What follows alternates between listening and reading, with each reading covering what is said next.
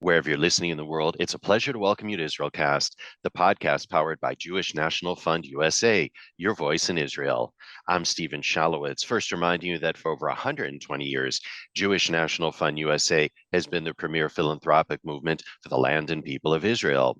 While best known for planting trees in Israel, JNF USA contributes to Israeli life in so many ways, including community development in the Negev and the Galilee, preservation of heritage sites, supporting people with disabilities, and connecting high school and college students to Israel.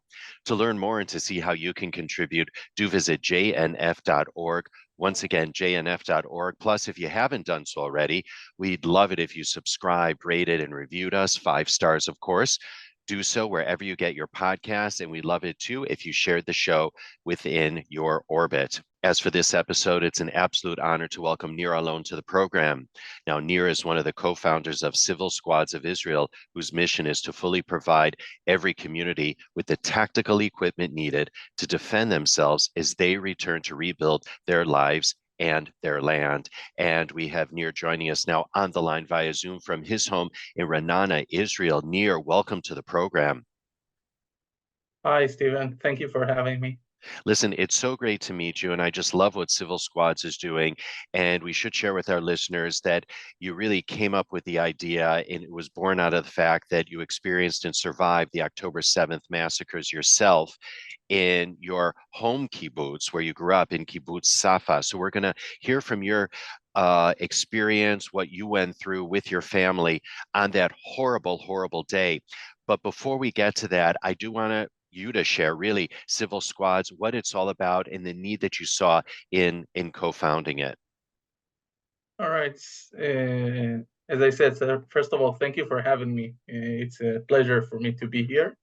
And the basic need that we saw after October 7th was that we can't have the civil squads of the settlements that are close to the border to be dependent on equipment that is getting from the IDF or from other organizations. So one of my missions was to purchase equipment that each settlement have its own equipment. It doesn't have to count on the government, on the IDF, whatever.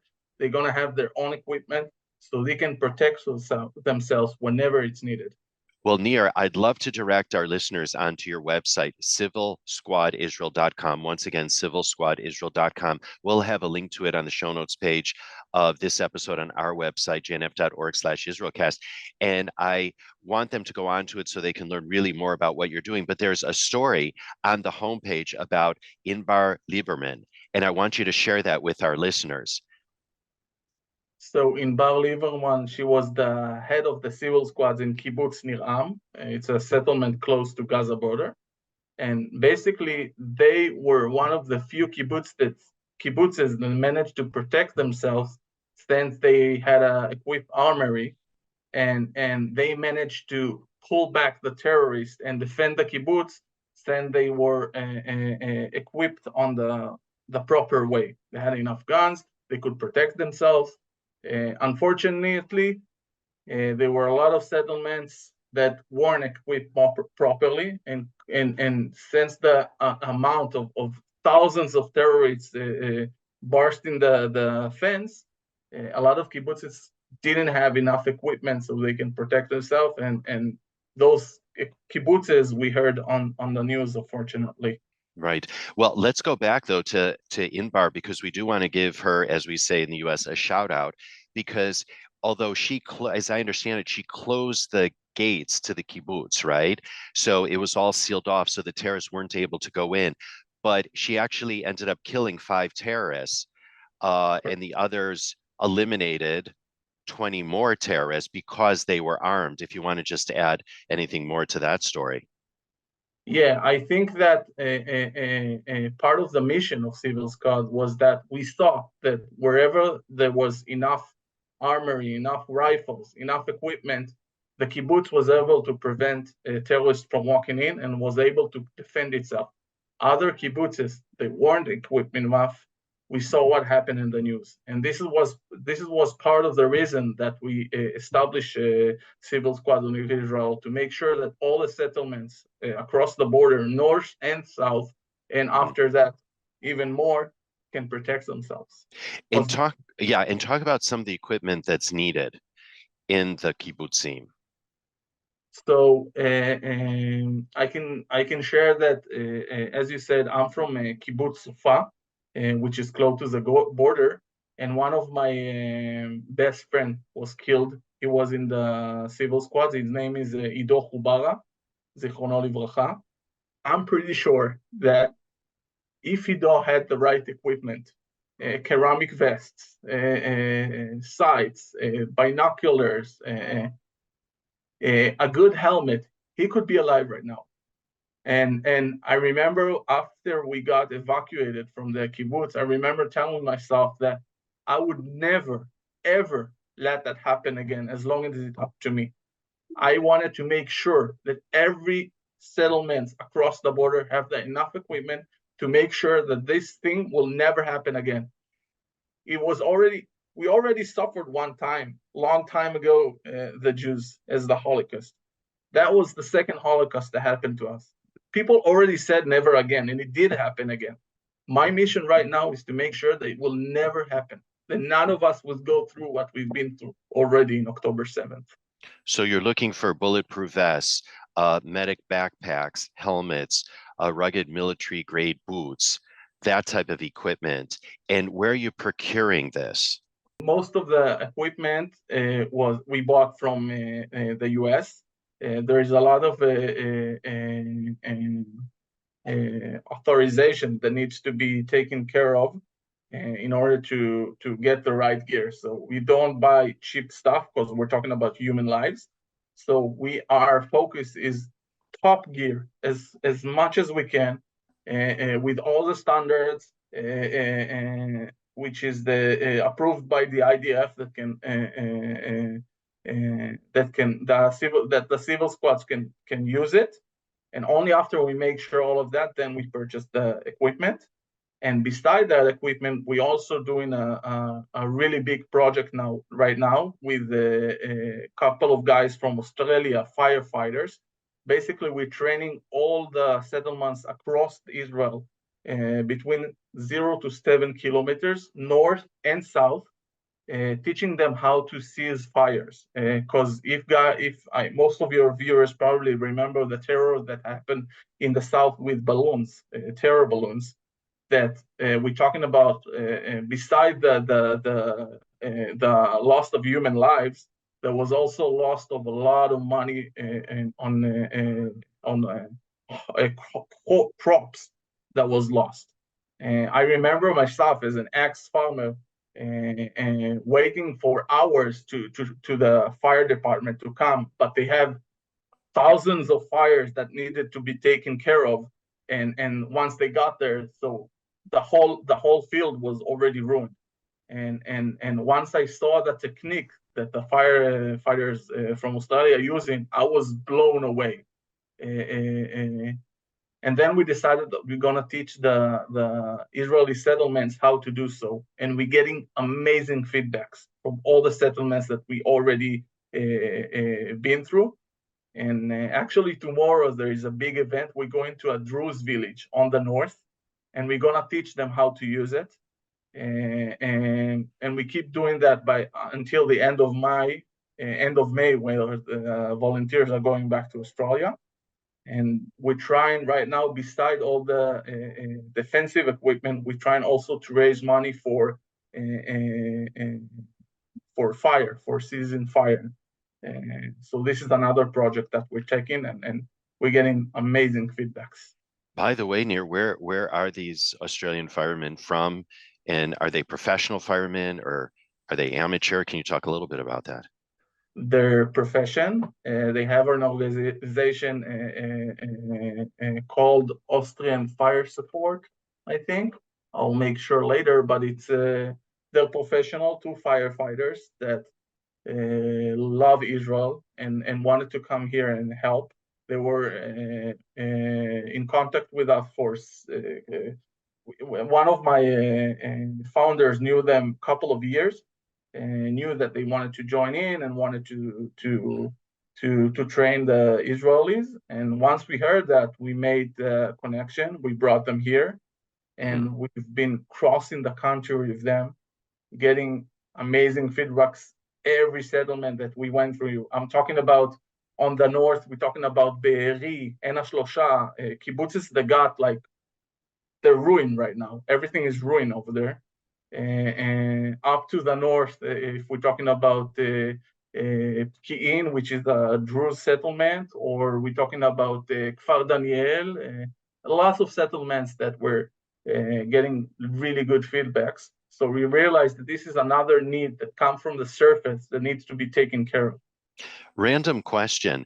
You mentioned that the IDF has to approve the defensive gear that you're bringing in. Why is that the case? Because if you're a civil group and this is done privately, then why does the IDF have a role in it? Because it's not under their jurisdiction. Correct. But since we're talking about security, we're not taking any chances. Okay. It's not a mandatory thing, but we decided that since we're talking about human lives, we're not going to take any chances, and we take all the action needed in order to prevent disasters to happen. This is why we wanted to be on the same top gear, the same level. You want it to have the same yeah, level of quality that the yeah, IDF would use. So you're using them more as even a more.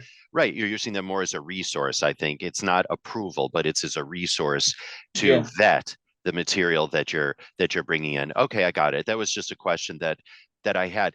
The other thing that I know that you're also raising funds for and that you want to distribute throughout the country, communications equipment, personal and portable radio devices, control room equipment, encrypted technologies.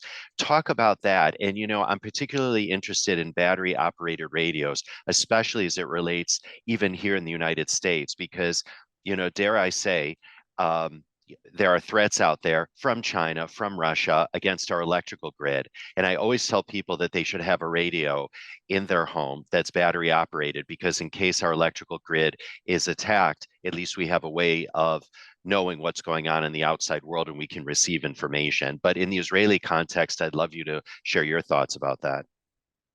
So actually, that's a really good question, because during October 7th, they knocked down the electricity, the electric reception. Yeah. There was no phones at all, meaning that most of the civil squads were operating through screaming to each other. So imagine one guy on the front of the kibbutz and the other guys on the back of the kibbutz trying to communicate, because they have a communication devices, and of course we wanted to be encrypted. That way they can log into the radio signal. And one of the things that we heard from after October 7th from the settlements in the south, especially in my kibbutz in Sufa, was that if they had the proper equipment, the communication equipment, the battle was different, because there was lack of communication. They couldn't try to imagine yourself standing in front of AK-47 trying to scream to the other guys. That's not possible. And this is how they managed to communicate. And I think that and I'm not just thinking, I know, because they told me that if they had the proper equipment, communication equipment, the battle was totally different. Not even talking about the helicopters above that get the same encrypted radio and can talk to each other. Even not about that. I'm just talking about the civil squad itself that was lacking of communication. I want you also to talk about optical gear, because night vision monoculars, for example, and also binoculars, the video equipment that's required, because that's really key in this whole chain. So yeah, you've taken me to one of the most important things we're talking about, civil squads. The IDF didn't have enough equipment to give the civil squads binoculars, night vision, all that stuff. So Basically, during October 7th, most of the civil squad that were fighting, they were fighting with M16, but nothing on top of it, just iron, like, how do you call it? Without like night vision, without the sights, without binoculars, nothing, just the rifle itself. And for me, as an ex-military guy, as a guy that was in reserve duty and was in the army, if they had the proper equipment, once again, the battle was different. Because for a ex-military guy, being able to see for 300 meters, 150 meters, you don't need more than that. Like, we could have prevent hundreds of terrorists walking into the kibbutz with just one rifle, with one optic gear. That's what it needed. That's all what is needed. And unfortunately, we didn't have that. And then what about overall training? I mean, you referenced firefighting, but is civil squads training people on the ground? I mean, presumably everyone's gone through the army, so they know how to use a gun, but I would have to imagine that, and of course, reservists and so on, but I would have to imagine that there are other skills that people might need in this whole process. And are you addressing those kinds of skills? And if so, what are those skills? So overall training, since we're talking about security, most of the training are being handled by IDF or other security organizations. And we, in our side, most of the training that we're talking about is the fire safety. And the second of all is after October 7th, we're trying to train the people that were there. We're talking about mental training, trying to help the people that were there, because you're talking with one of them that was there, and I stand, I live, but I'm not alive, as we said. Like, we're dead men walking, basically. And so this is another area that we're trying to help. Right, the whole psychological component. Nir, I don't want you to do anything that you're uncomfortable with, but are you prepared? Are you able to talk about and to share with our listeners what happened to you and your family on October 7th? Absolutely, yes. Okay. And not because it's easy for me, but because I think that it's important for people to really understand what happened over there. And I don't think that most of the people met face to face with someone that has been there. And this is why it's important for me to share my story and other stories. And I think that's important for your audience to know what's happened over there. And so I was born and raised in a small community kibbutz called Kibbutz Sufa. That's about 1 kilometer from Gaza border. And roughly where? In other words, northern, southern, central? Southern. We're talking about if there's, let's say, Egypt, Gaza, Sufa is right over here, really close to Gaza and Egypt border. And during in October 6th, before October 7th, we went to my mom's house. We went there, and me, my wife, my 2 kids, my parents' wife, and my dog. We went to visit my mom's house. And your kids are how old? My kids, my boy, I have 3 years old boy and 6.5 old girl. Right. And they were so happy to get to Sufa. It's a beautiful kibbutz with a beautiful swimming pool. There was a soldier called Hadar Goldin, who was an Israeli soldier who died in the Hamas tunnels before October 7th. And he was just an inspired guy. And the kibbutz, in order to remember his name, built a memorial, like a hill with a lookout point. And I took my kids over there during October 6th. We took a couple of pictures, beautiful picture. It's right in front of Gaza border. Everything was quiet. It was like kind of a dream, you know? And One of the reasons that I brought my wife's parents to the kibbutz was that my dream was to build a house in Sufa.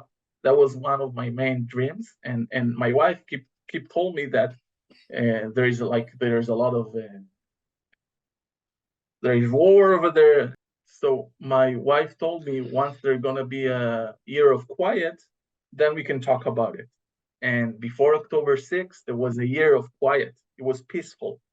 And I brought my wife's parents to see the kibbutz, to see the investment, to show them the beautiful kibbutz, how beautiful it is. And so we went to the kibbutz. We took a lot of pictures, and then we went home, ate dinner, went to bed.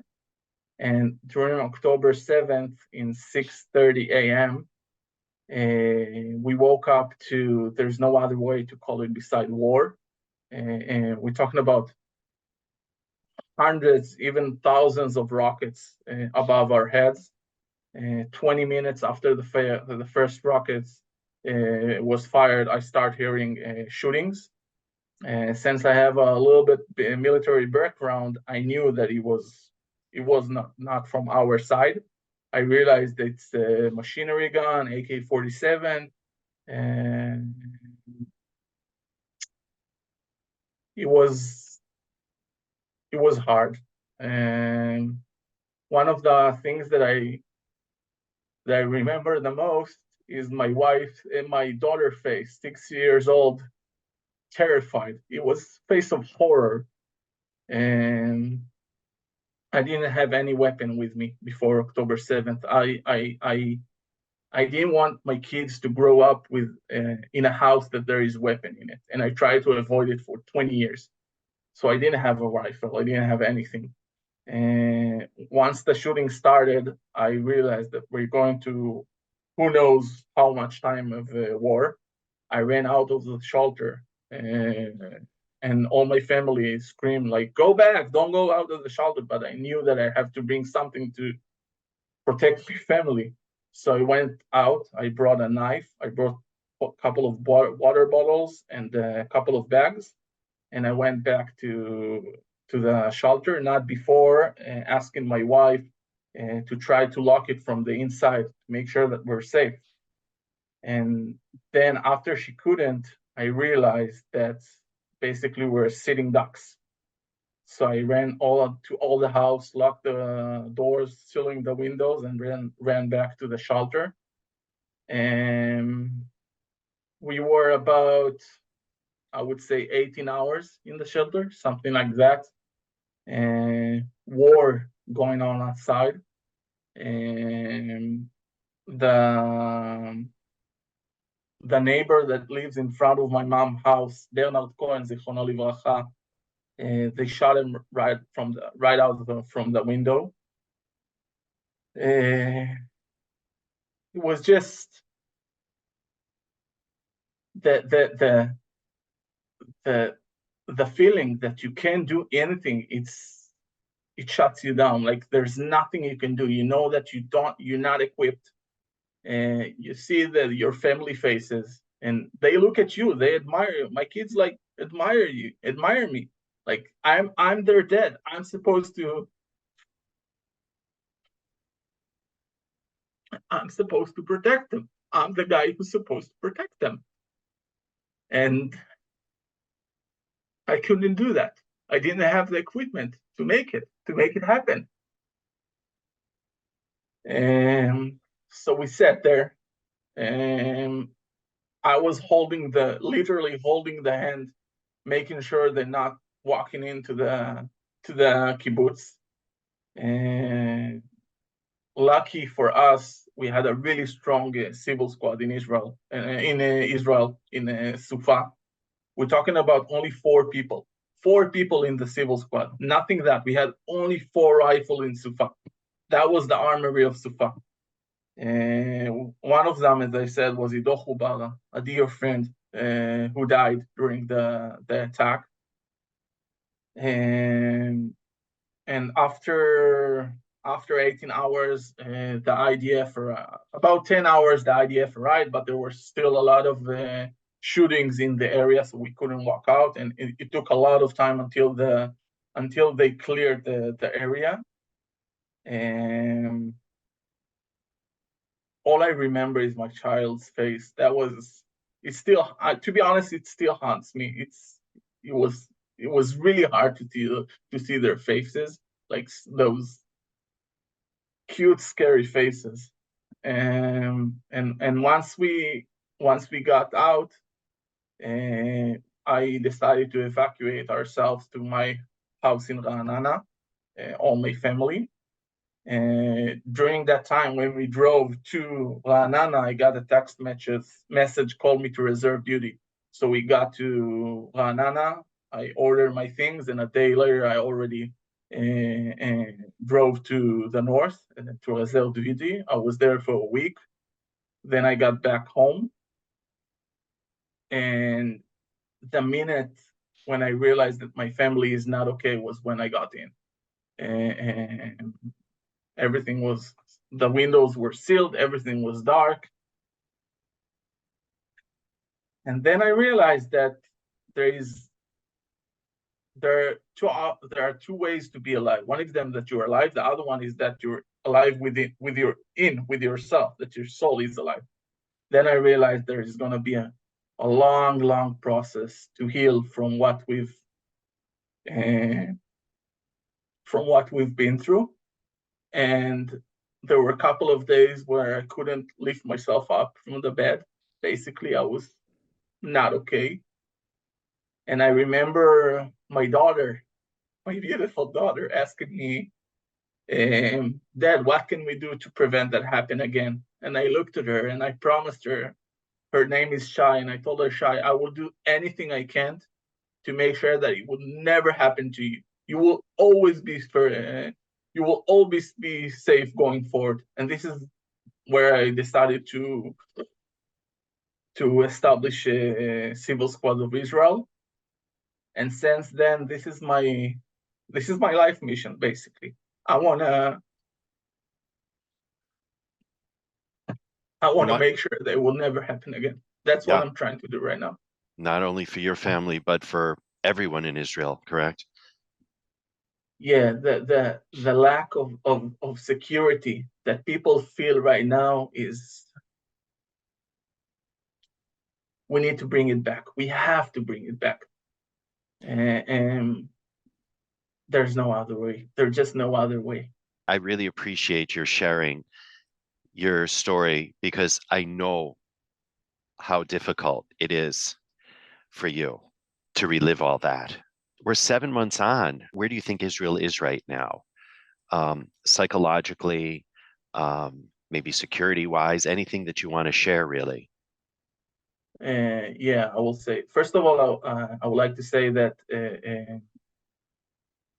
I think that for you guys, people living abroad, that's not easier than being here.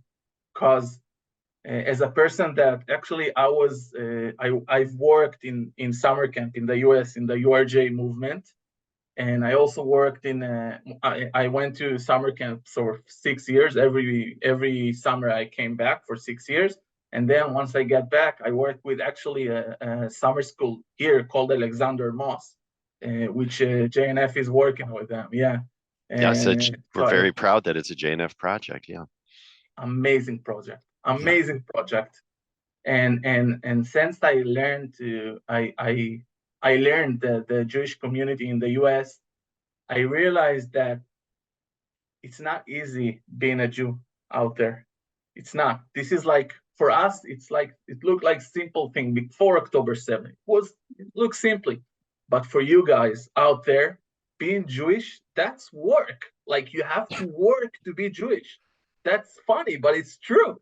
And people in Israel don't realize that like the connection that you guys are getting, and that you've educate your kids for the relationship between Israel and the Jewish abroad. I'm amazed by that. And first of all, I would like to thank all of the audience that hear us for caring. That's not something like minor to me. When somebody cares about you, that's like big thing. So I would like, first of all, I would like to say thank you for people who care.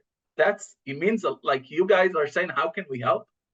That you interviewing me, you don't know how much strength that gives me, or somebody that from abroad, friend of mine that's sending me wishes and tell me we're with you, guys. That helps a lot, more than you can understand. So first of all, keep doing that. Your guys are awesome, and you deserve to know that. That's the first thing. Second of all, you ask me how is Israel right now. I would say that we are trying to rebuild ourselves right now. And I think there was a sentence that was said by one of the mom's hostages. She said that the leadership doesn't reserve the people. And during those times, we saw a lot of good people rising up from the people.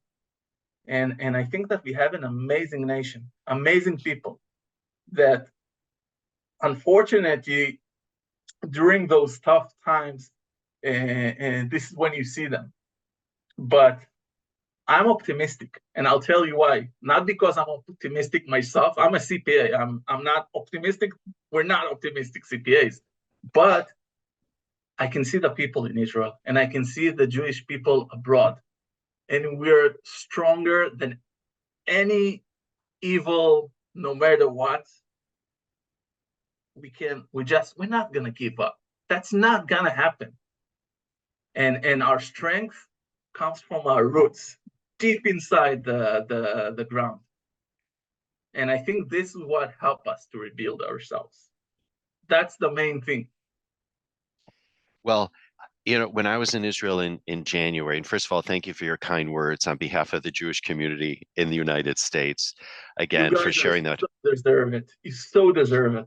More than I can imagine, more than I can explain. Well, I think one thing that October 7th has exposed is this link, this very strong link between the Jews in the diaspora and Israel, the nation state, and the Jewish people living in Israel. It's this link that I think the world now realizes. And many Jews, I think, realize. I mean, I have a number of Jewish friends that I don't want to call them, as we say, lox and bagel Jews, but I mean, they're not regular synagogue goers and they're not particularly religious, but their Jewish identities, I think, have really come out of them even more so after October 7th. So while the terrorists thought that October 7th was going to divide Israel and going to divide the Jewish people, it's had the absolute opposite effect. And I think that needs to be underscored. But as I was beginning to say, when I was there in January, one of the observations that I really did have, and look, I've been doing this show for 7 years. I've been Israel engaged for many more years than that. But the observation that I had was something very simple, and it was that Israel is built on trauma from its inception. Yet, what have the Jewish people done with that trauma? And look what we've built every time there has been trauma. And exactly. that's what people don't understand. And they need to realize that. So I just wanted to share that in light of what you said. You are either 1,000% or just 100, right? You're 100% right. How about I take 1,000% for once?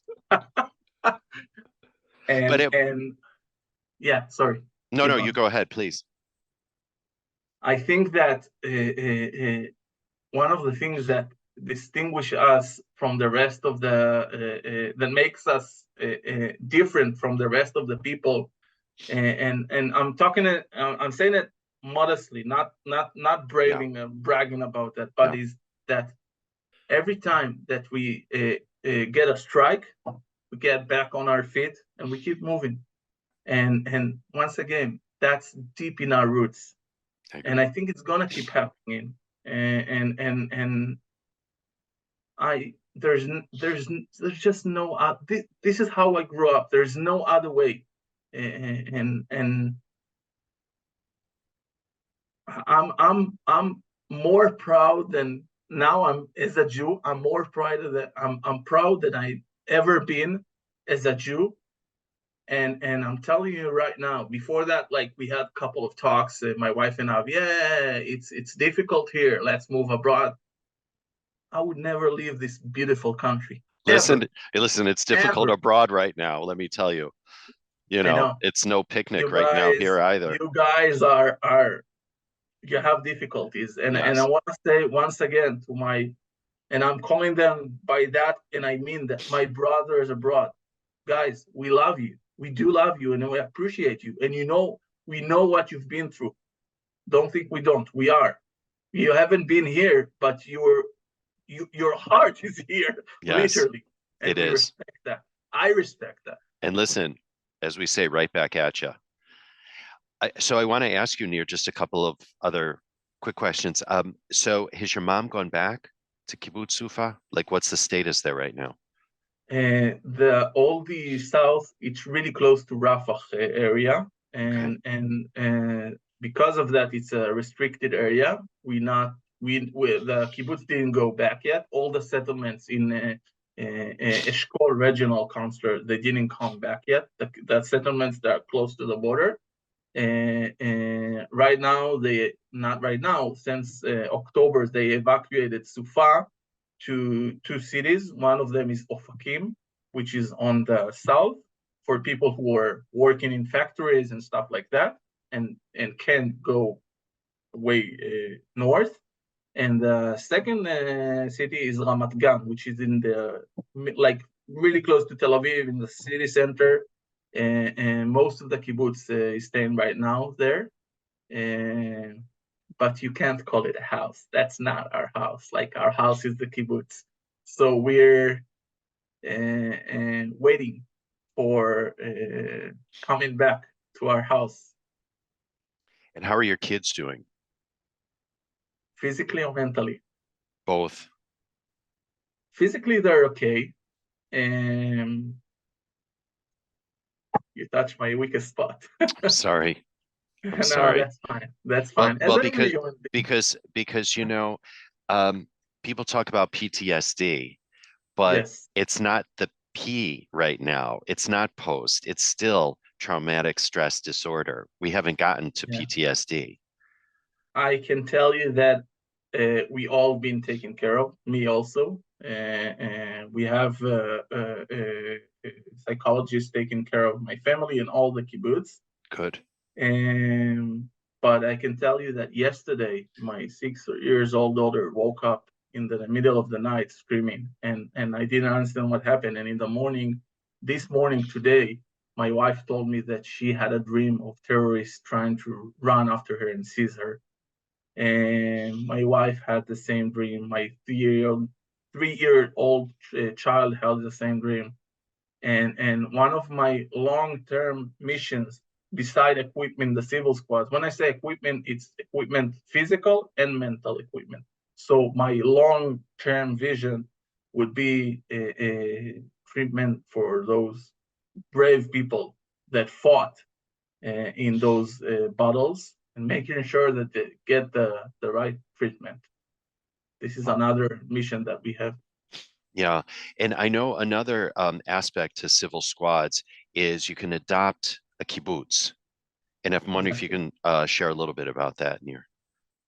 And yeah, one of the things that we're trying to do is that since we talked about it before, that the connection between settlements in Israel and people, Huh. communities abroad, is really important. We're trying to connect the link between communities, but not just like, emails. Hey, how are you? We want communities to connect together, to talk together. We want the communities abroad to give a strength to the communities, and also support them as much as they can, whatever they can. And with we thought about a project that equipping a community, a physical equipment for a community would be $25,000 for equipment. We're talking about fire equipment, optical equipment, ceramic vest, the whole thing. And the idea was to just like connect those communities. As I said, it gives us, for me personally, gives a lot of strength when you hear from someone else that say, "Hey, don't worry, brother, I got your back." That's everything. That's everything. It gives you so much power to do and to rebuild and everything. Well, I just love what you're doing. That's why we wanted to have you on this episode of IsraelCast to talk about your experience, the horrors of October 7th.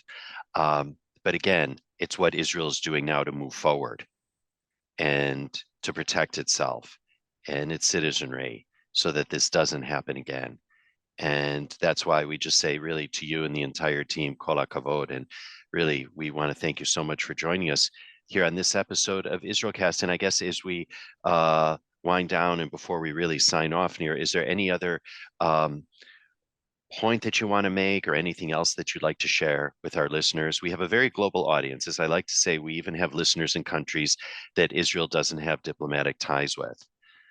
But before we sign off, anything else from you? That, yes. First of all, Steven, for you, for taking an act and care. Like, thank you for doing that. First of all, it means a lot to me personally. So thank you for doing that. Thank you. Besides that, I encourage the people. We've been suffer. There's no other way to call it besides pure evil. And I refuse to let pure evil win. I just refuse.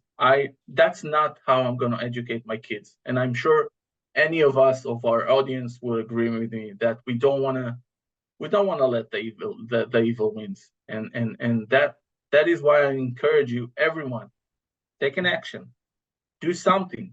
If you wanna, if you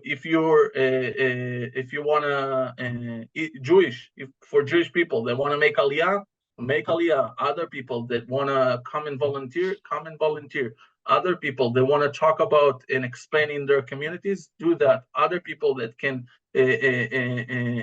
donate, but make an action, because you're gonna be judged by history. And make an action, take an impact, do something, because we don't want to let the evil win. We can't allow them to win. That's all. Nir, beautifully said. And again, we just wish you and the entire team absolutely every success. And we just want to thank you so much once again for joining us here on this episode of IsraelCast. And I look forward to seeing you in Ra'anana and your beautiful family there as well. Thank you, Steven. Let's make Tikkun Olam. Let's make it happen. You got a deal. All right, we'll have info about Nir and again, this fantastic organization called Civil Squads of Israel on the show notes page of this episode on our website, jnf.org/IsraelCast. Of course, we do release new episodes of the show every other Wednesday, and we might even have some bonus episodes thrown in as well. And so you never miss anything that we do here on IsraelCast. We do hope that you subscribe, rate, and review us wherever you get your podcast. It's so easy. Once again, just simply search for IsraelCast. And well, as it comes to ratings, 5 stars, of course. Or you can always enjoy the show by visiting us at our website. Once again, it's jnf.org/IsraelCast. And as I always say, it takes a whole moshav to put IsraelCast together. For that, we thank Vivian Grossman, Dara Shapiro, J.D. Krebs, and Ellie Kodrin. Our editors are Jay Rothman and James Casada from Miratone Studios right here in the very heart of New York City. And the music that you hear at the top until the program is titled My Eden. It's by the very talented Rafi Malkiel from his album Water on the Tzaddik label. IsraelCast is powered by Jewish National Fund USA, your voice in Israel. For more info about JNF USA, do visit jnf.org. And if you'd like to write to us with story ideas or just to say hello, I know Nir would love to hear from you, and so would I. So do email us at israelcast@jnf.org. Meantime, I'm Steven Shalowitz. Thank you for tuning in and looking forward to having you join us on future episodes of IsraelCast.